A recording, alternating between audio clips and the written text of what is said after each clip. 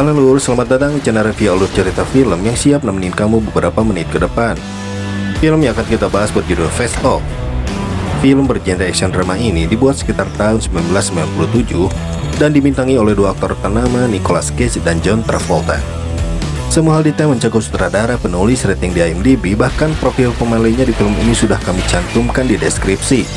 Jadi tanpa banyak gunaan ini, langsung aja kita gaskan alur cerita dari film Face Off.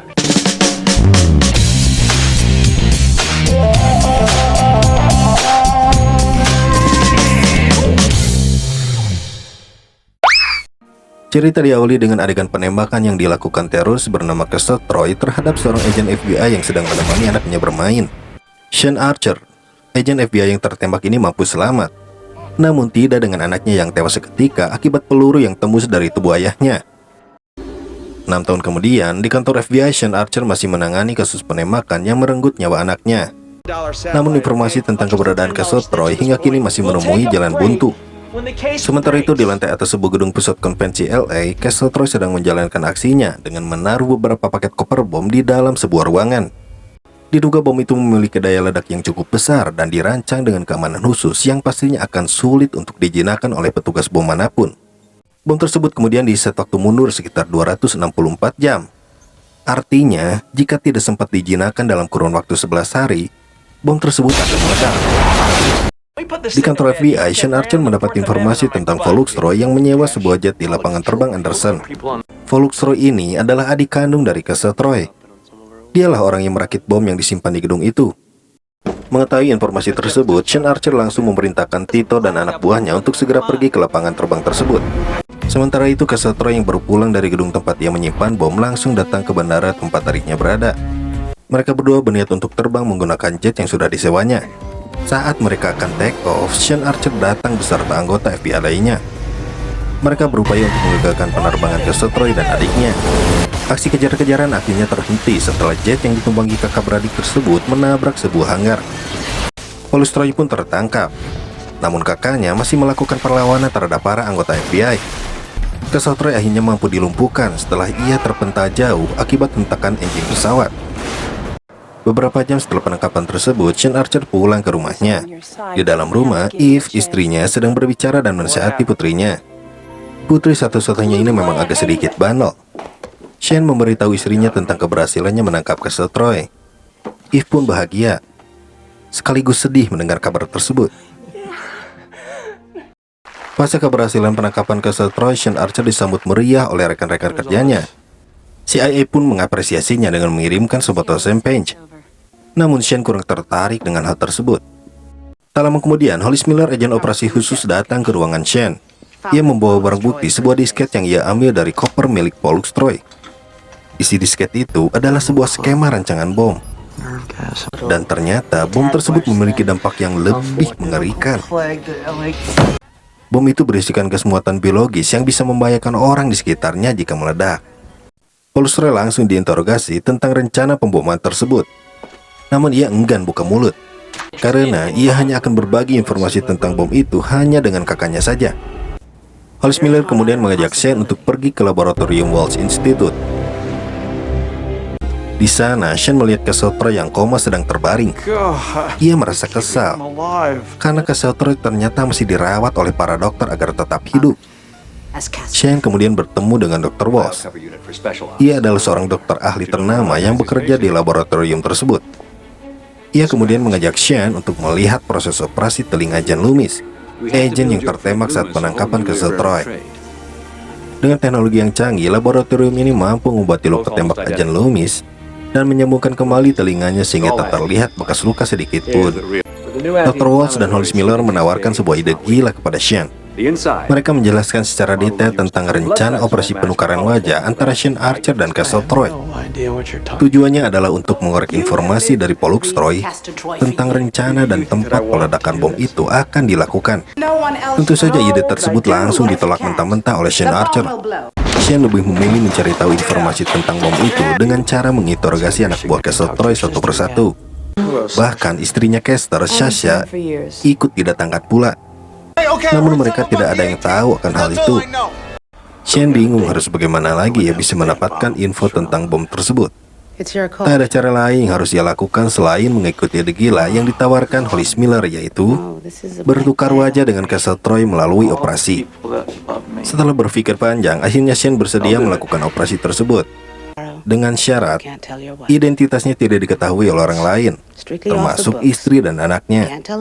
Shane pun kemudian pulang ke rumah untuk meminta izin kepada istrinya. Ia berkata bahwa ia harus menyelesaikan satu misi lagi. Ia berjanji bahwa ini adalah misi terakhirnya. Singkat cerita, Shane pun akhirnya datang ke laboratorium Dr. Walsh untuk melakukan operasi pertukaran wajah itu.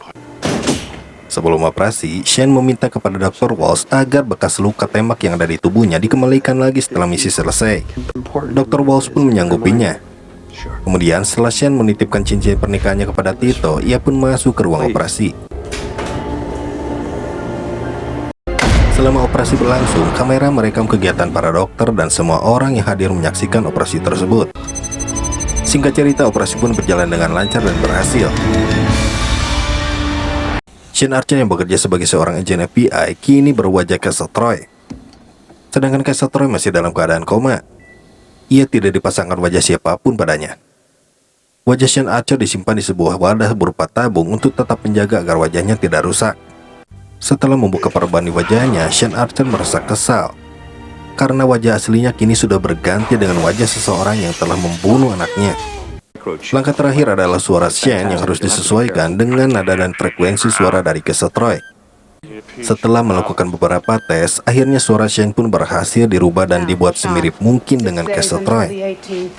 Shane yang sudah berubah total menjadi Castle Troy akhirnya dikirim ke penjara di mana Pollux Ray ditempatkan. Beberapa jam kemudian, Shane pun tiba di penjara. Kakinya dikekaikan sepatu besi yang bisa mendeteksi keberadaan para tahanan dan menghasilkan medan magnet yang sangat kuat. Shane Archer pun dibawa untuk berbaur dengan para tahanan lainnya. Pada saat jam makan, Shane mencoba mencari tahu keberadaan Pollux Ray. Sampai akhirnya, ia menemukannya di meja barisan paling belakang. Ia pun perlahan mulai menghampirinya. Saat akan menghampiri Pollux Ray, ada seorang pria berkacamata yang terlibat pembicaraan kecil dengannya. Namun lama-lama terjadi keributan dengan tahanan lainnya. Dubov adalah orang yang memulai pemukulan terhadap Shane. Perkelahian pun terjadi. Keributan terhenti setelah petugas melakukan penanganan terhadap mereka. Sementara itu, di laboratorium Walsh, Castle Troy tersadar dari komanya. Ia mendapati wajahnya yang dibalut oleh perban dan infusan di badannya. Perlahan ia mulai membuka perban di kepalanya. Ia kaget wajahnya berlumur dengan darah. Ia pun menelpon anak buahnya untuk memberitahukan keberadaan dan kondisinya saat ini, sekaligus memerintahkan untuk menangkap Dr. Walsh dan membawanya ke laboratorium. Anak buah Castle Troy pun berhasil menculik Dr. Walsh. Saat tiba di laboratorium, Castle Troy sedang asik menonton video rekaman proses operasi. Dan dari situlah Castle Troy menyadari bahwa wajahnya sudah dicuri oleh Shane Archer. Castle Troy juga tahu siapa saja orang-orang yang ikut terlibat dalam operasi tersebut. Maka dari itu, ia meminta Dr. Walsh untuk memasangkan wajah Shane Archer yang disimpan di dalam tabung penyimpanan untuk ditempelkan di wajahnya. Cerita kembali ke penjara. Shane yang sudah berwajah Castle Troy kemudian menghampiri Pollux Ray dan berperilaku seolah-olah ia adalah kakaknya. Shane sempat menanyakan perihal Dubov yang memukulnya kemarin. Pollux Ray menjelaskan bahwa pada saat malam Dubov dimasukkan ke sel, kakaknya berhubungan dengan istri dan adik iparnya Dubov. Kemudian secara perlahan-lahan arah pembicaraan Shane mulai mengarah ke pembahasan tentang bom.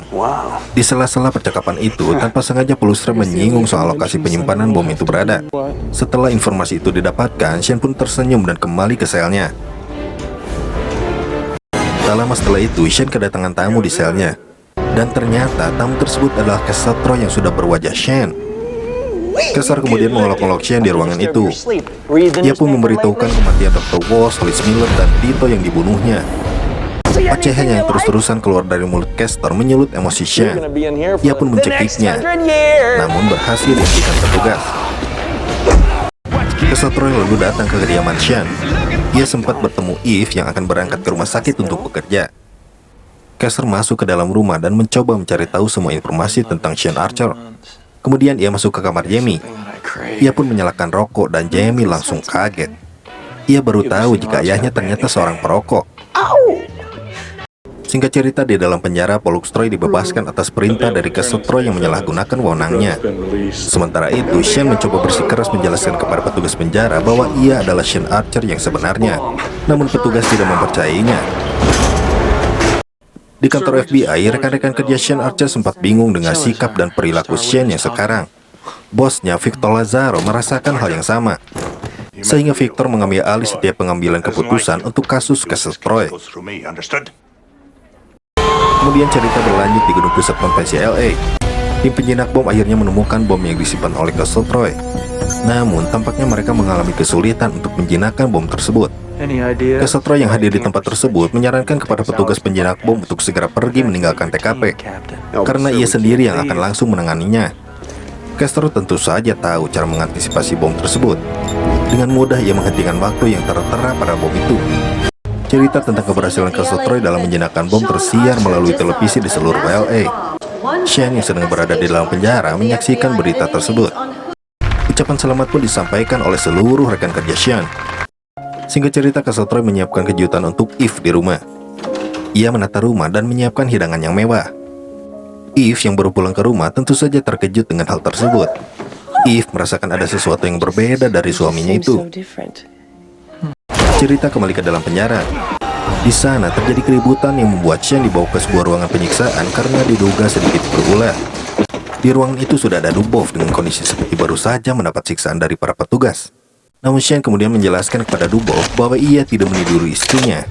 Ia berusaha membuat Dubov mengerti sampai akhirnya Dubov pun paham dan berhasil menyingkirkan para petugas yang akan menyiksa Shane. Ia pun ikut kabur bersama Shane. Aksi baku tembak pun terjadi. Tahanan lain yang mengetahui keadaan sedang kacau memanfaatkan situasi tersebut untuk segera kabur. Shane berhasil mencapai lantai teratas gedung penjara seorang diri karena Dubov sudah meninggal akibat terjatuh dari tangga penjara. Namun ia melihat ke sekelilingnya. Penjara tersebut ternyata berada di tengah laut. Setelah beraksi menghindari serangan dari helikopter, akhirnya ia menceburkan diri ke dalam laut. Singkat cerita, Shane yang berhasil kabur dari penjara itu kemudian mengunjungi teman-teman Kester yang selama ini membantu aksi kejahatannya. Mereka tidak curiga bahwa di balik wajah Kester tersebut adalah Shane. Mereka menyebut Shane dengan baik. Namun Sasha, istri Kester, merasakan ada yang berbeda pada sikap suaminya itu. Kehadiran Shane di rumah Sasha diketahui oleh Pollux Troy. Ia mengawasi dari kejauhan dan melaporkannya kepada kakaknya. Castle Troy pun mengerahkan anggota FBI untuk menangkap Shane yang sedang berada di rumah Sasha. Baku tembak terjadi di sana. Shane berusaha untuk menjaga dan menyelamatkan Adam, anaknya Sasha.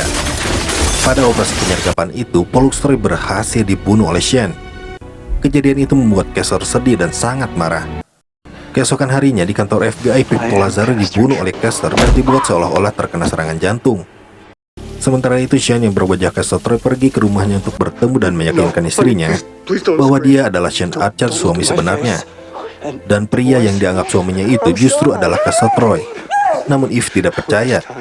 Shane melakukan berbagai cara untuk meyakinkan istrinya. Ia juga menjelaskan kepada Eve tentang operasi penukaran wajah yang ia lakukan demi menyelesaikan sebuah misi. Namun Eve masih saja tidak percaya dan malah semakin kebingungan. Karena Eve adalah seorang dokter, Shane pun mencoba memberikan bukti yang dapat diuji kebenarannya. Shane menyuruh Eve untuk tes sampel darah pria yang dianggap suaminya itu dan menganalisanya. Tak lama kemudian, Shane pun pergi dengan membawa foto Mike, anaknya yang terbunuh beberapa tahun silam. Malam harinya, Eve yang penasaran dengan perkataan Shane, sengaja mengambil sampel darah Kester yang sedang tidur pulas. Setelah itu, ia pun bergegas pergi ke rumah sakit untuk menganalisanya. Setelah dilakukan diagnosa, ternyata benar. Darah itu memiliki golongan darah AB, sedangkan ia tahu bahwa suaminya memiliki golongan darah O negatif. Shane pun mengikuti Eve pergi ke rumah sakit. Shane bercerita tentang kenangan masa lalunya bersama Eve, dan semua yang ia katakan ternyata memang benar. Setelah melihat bekas luka tembak di tubuhnya Shane, akhirnya Eve percaya sepenuhnya terhadap Shane meskipun masih berwajah Castle Troy. Pagi harinya, Castle datang ke rumah sakit bersama dua anak buahnya untuk mencari Eve. Ia harus memastikan jika Eve tidak sedang bersama Shane. Namun ia tidak mendapatinya di sana. Keesokan harinya, Castle dan Eve mengikuti proses pemakaman Victor Lazaro di sebuah gereja. Shane ikut pergi juga ke sana, karena ini adalah kesempatannya untuk menghentikan Castle Troy. Castle mengetahui keberadaan Shane di sana. Karena itu, setelah upacara di gereja selesai, ia pun mengikuti Shen dari belakang. Dan tak lama kemudian, aksi duel tembak-menembak antara Shen Archer dan Castle Troy kemudian terjadi di dalam gereja. Castle sempat mengambil keuntungan dengan mencoba menyadari Eve. Sementara itu, Jamie sedang dalam perjalanan ke gereja karena sudah dijemput oleh anak buahnya Castle Troy. Tanpa diduga, Sasha tiba-tiba muncul di dalam gereja dengan membawa sebuah senjata. Mereka kemudian saling mengancam satu sama lainnya. Dengan isyarat mata Shen, Eve dan Sasha mengerti apa yang harus dilakukan. Baku tembak kembali terjadi yang melibatkan Castle Troy, Shen Archer, Sasha, dan kedua anak buah Kessler. Kawanan Kessler berhasil dilumpuhkan Shen. Namun sayang, Sasha tertembak dan tidak berhasil diselamatkan. Sebelum meninggal, ia menitipkan anaknya Adam kepada Shen untuk dirawat. Shen pun berjanji akan melakukannya. Sementara itu, Kessler yang berhasil selamat dari aksi baku tembak mencoba mendekati Jamie yang baru datang ke gereja. Namun Shen berhasil menghalaunya. Tapi Jamie ketakutan dihampiri oleh Shen karena ia belum tahu bahwa laki-laki yang bernama Kessler itu adalah ayahnya. Jamie pun lari keluar gereja. Eve kemudian menelepon Wanda, rekan kerja suaminya. Ia melaporkan ada kejadian pembunuhan di gereja. Sementara itu, duel baku tembak antara Kessler dan Shen berlanjut di luar gereja. Sebetulnya Kessler sudah terdesak dan hampir dapat dilumpuhkan oleh Shen. Namun Jamie tiba-tiba muncul dan mengarahkan pistol kepada Shen. Di sini Jamie pun bingung siapa yang harus dia tembak. Namun akhirnya dia malah menembak Shen. Kini beralih, Kessler yang menyadara Jamie. Saat Kessler akan menembak Shen, Jamie langsung mengambil pisau dan menusukkannya di paha Kessler. Jamie pun lepas dari tekanan Kessler. Kessler kemudian lari menuju pelabuhan dan kabur menggunakan speedboat. Shen pun mengejarnya dengan speedboat lain yang ada di tempat itu. Aksi kejar-kejaran di laut antara Shen Archer dan Castle Troy sangat seru untuk ditonton. Castle Troy pun dapat dilumpuhkan dan tersudut. Kessler merusak wajahnya dengan maksud agar Shen tidak mendapatkan kembali wajah aslinya. Namun akhirnya Kessler tewas dengan tembakan sebuah harpun. Kemudian FBI dan polisi datang ke lokasi tersebut. Eve dan Jamie menghampiri Shen yang sedang terbaring. Eve pun berkata bahwa Shen akan mendapatkan perawatan dan transplantasi wajah terbaik yang didatangkan dari Washington DC. Setelah itu, Shen Archer dan jasad Castle Troy dimasukkan ke dalam ambulans. Singkat cerita, operasi transplantasi wajah Shen pun dilaksanakan. Suatu hari, Eve dan Jamie kedatangan seorang tamu di rumahnya. Setelah membuka pintu, ia terkejut karena ternyata itu adalah Shen. Mereka bertiga pun berpelukan dengan sangat mengharukan sekali. Shen ternyata tidak sendirian. Ia kemudian mengenalkan Adam, anaknya Sasha, kepada mereka. Shen meminta izin agar Adam bisa tinggal bersama mereka. Mereka pun setuju. Kedatangan Adam seolah menjadi pengganti Mike, anak bungsunya yang tewas beberapa tahun silam. Kini keluarga mereka pun utuh kembali, dan cerita pun selesai. Review alur cerita film Face Off sudah kami suguhkan kepada kalian semuanya. Jika kalian ada saran atau ide tentang film apa saja yang ingin kami buat alur ceritanya, silahkan kalian langsung tuliskan saja di kolom komentar. Semoga hari kalian menyenangkan ya lur. Sampai jumpa lagi di alur cerita film berikutnya.